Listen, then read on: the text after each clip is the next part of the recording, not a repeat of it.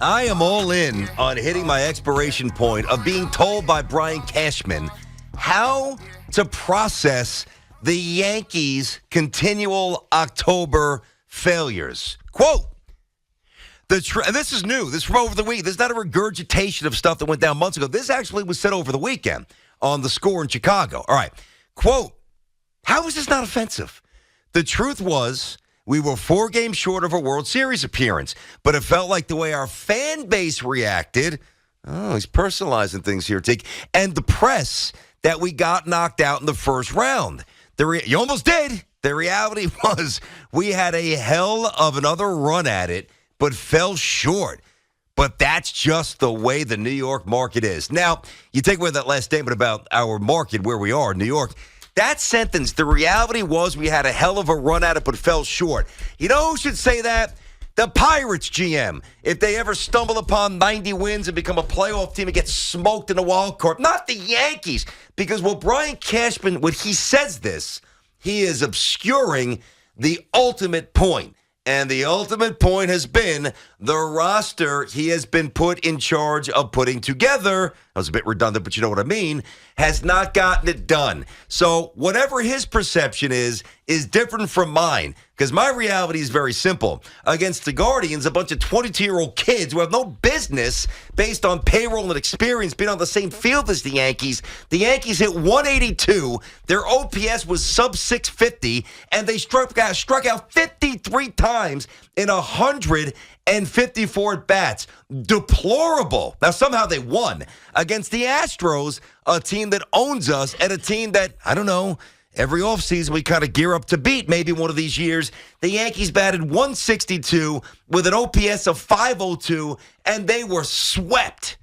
Don't tell us that this was a hell of another run. And I hate to, I don't even know why I care. It's a new season. But when you say that about us, I take offense to that. Well, I think he's trying to put He's wrong, not us. I mean, when you think about it, there's 4 teams remaining at that point. And so you finish. The question is, did he think that he had a flawed roster coming into, I guess maybe not coming into the season, because I think they thought they had it well, especially after the start, the first 80 games or so of the season. You probably thought, hey, I did a hell of a job here, putting together a roster that's going to win 118 games. Dove thought they were going to win. But, at the end of the day, it comes down to what happens when you get to where you consistently are. And where you consistently are is in the postseason and deep in the postseason. But when you fall short, and it's seemingly the same way every year, it's hard to accept that you had a good season, right? Because at the end of the day, it is a good season. Like when you really chalk it up, getting to the Final Four, the ALCS is a good season. But when it's the same thing every year, it feels like it's not. I think that's what he's trying to hint at. And by calling Yankee fans spoiled, he's kind of not wrong. But when you spend as much money as the Yankees do, when you have the perceived star power that the Yankees spend their money on, You're supposed to get to this point. You're supposed to be competing for a championship every year. But to lose the same way, it just gets frustrating over year. 877-337-6666. Yeah, I mean, I'm genuinely offended by that, because he's basically telling us we don't know what we're watching. And by the way, Brian, I don't think he's saying that. I just think he's saying we still had a good season. But I'm saying he didn't. What are you saying? I'm just saying. You're saying in between? I didn't have a good season. What's so good about it? Were you entertained for most of the regular season? Yeah, no, the regular season was fine. Yeah, so you got to where you needed. You had a home run chase. Well, without Judge, I would have been entertained. The Yankees were incredibly boring. Judge entertained me. But he was there. That lineup was boring as hell. But he was there. He was good at what he did. Thank God. Otherwise, they wouldn't even played the Guardians. They wouldn't have been a playoff team. Nestor was really good. He was the story of the year, other than Judge, obviously. Respect Nestor, no doubt. Yep. Who else? And then Garrett Cole. Whether it was the ups and downs, and we love him, we hate him, right? He was interesting. Yeah, Cole's very good. I always defend Cole. Not beyond reproach, but interesting. Yeah, right. He gave led the league in strikeouts. He gave some things to champion him for, other things to just get pissed off at him about. Yeah, especially early on in the season, which subsided, which was fine. But it was entertaining. It was a really good season. There was a lot to be excited about as a Yankee fan, but the ultimate goal was unfulfilled.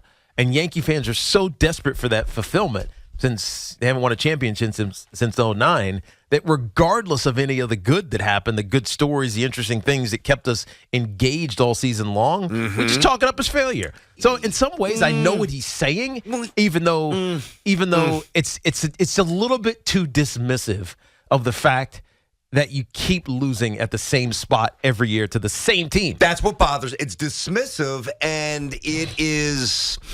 Again, I think it's offensive. I was at the game. I was at Game 3.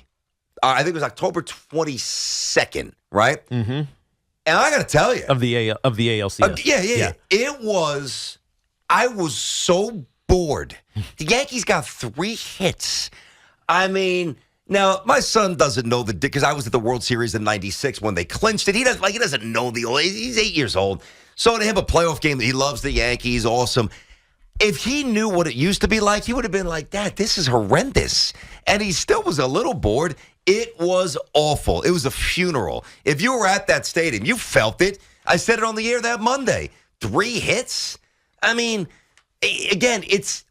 I think what Cashman's doing is he is undermining our ability to process high-level quality baseball, okay, and get separation from the disappointment of falling short of our stated goal, which is a championship, which I think we're all rational enough and smart enough to do. He doesn't do that here, and he never seems to do that. He throws it all in one big blender and just serves it up in one sloppy take. So what would you rather him say? I'll tell you. I mean, all you have to say is we fell short of our goal. We had a good regular season, and our offense was beyond. Our offense was in a coma the entire. I mean, because it was, dude. When you hit 162 and 182 in 2 playoff series, and you get swept, and then you say that we're spoiled. I don't know how else to construe that other than, like, maybe we're looking for different things. Maybe he just doesn't want to win because, and I know he does. That sounds ridiculous. But if he wants to truly win, on no level can that be accepted. And when you say that we're overreacting or the New York media is being unfair or we're spoiled, on some level you're saying that what we're saying is not true. And it's 1,000% true. I mean, don't misremember how boring these games were. Yeah, no, they couldn't string together 2 hits. And I don't think he's trying to do that. Maybe What's he doing? I think he's trying to acknowledge that the season was it fell short, obviously, but it was a good season, and there was a lot to be excited for in this season. But again, falling short of a championship when you're the Yankees has repercussions. But apparently for him, it doesn't. I think his memory's a little selective. I mean, that is not an accurate depiction of what October was like. It was awful. Will's in Port Jervis. What's going on, Will?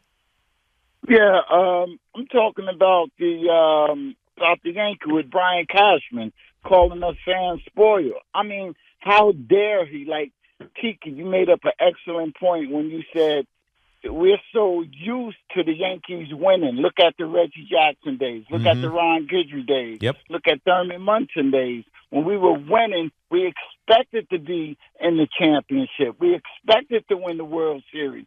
And we did. We haven't been there in 14 years. You know, what are we supposed to do? Say it's okay? Yeah. No, it's not okay. Well, I mean, the question is, do you think he's trying? Is he doing the right things?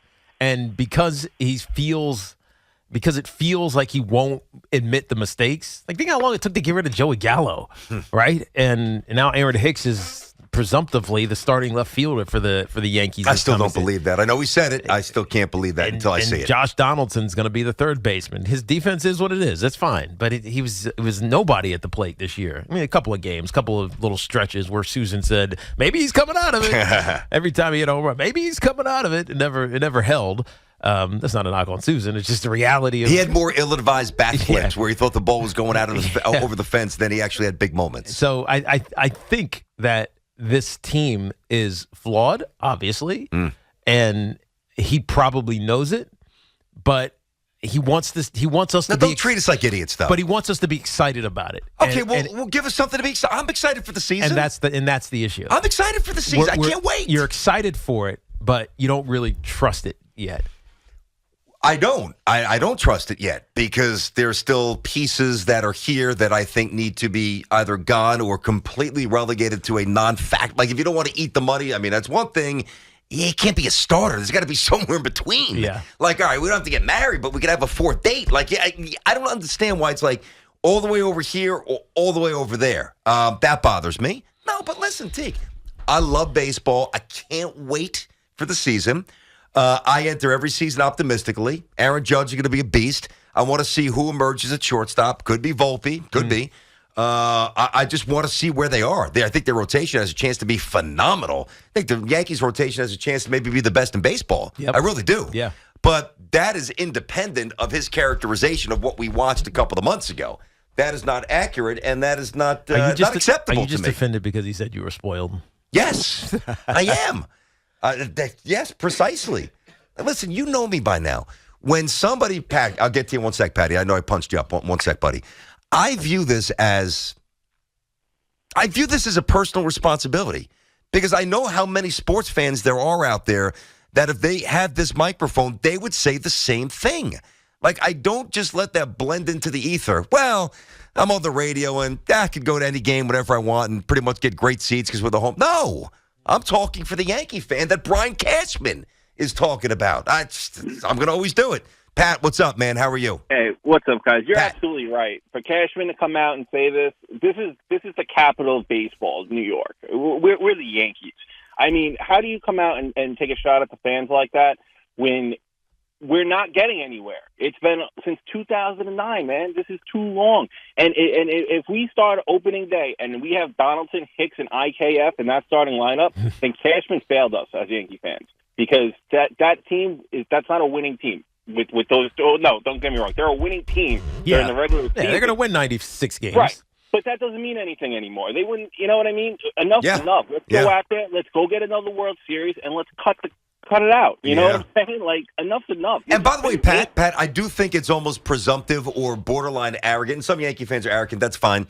I don't expect World Series. I think that because my entire youth, there were none. Mm-hmm. Again, you know, one of the callers from up in the Bronx so what mentioned. Do you expect then? I'll tell you, like the Reggie and the Thurman stuff, like that was right before I started watching. So I went really from my entire childhood up until the year after college with no World Series. I'm not one of these Yankee fans who grew up on chip after chip after chip. I grew up on heartbreak after heartbreak, really.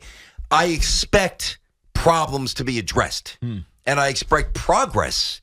And the Yankees, I'm sorry, when the Astros just keep punking us year after year, don't tell me there's progress. There's not. There's not. You get swept. And Brian Cashman's telling us that we're greedy.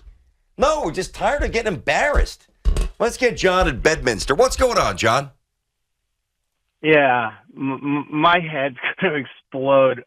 I just don't know where to start with Brian Cashman. I mean, his approach, his arguments have more holes than Swiss cheese. I mean, he's got unlimited resources at his disposal for one of the greatest franchise in baseball. Making the playoffs, it just changes a little, right? That's your minimum. So from one standpoint, that's one way to look at it. Number two, I've always found that blaming the customer when your product doesn't satisfy them really isn't the way to go.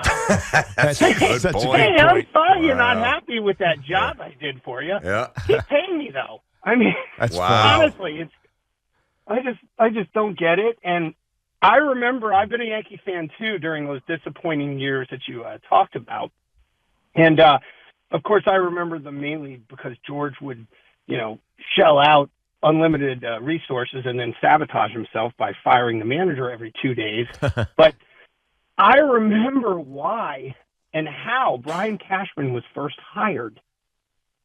He was hired because George got tired of arguing with the likes of Stick Michael and Bob Watson.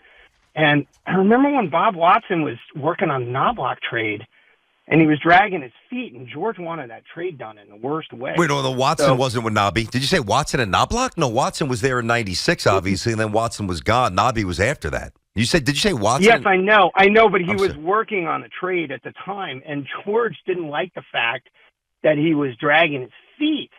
So he put out the rumor, George used to do this, right? He'd have his people go to the press and put out the rumor that Bob Watson had a bad work ethic.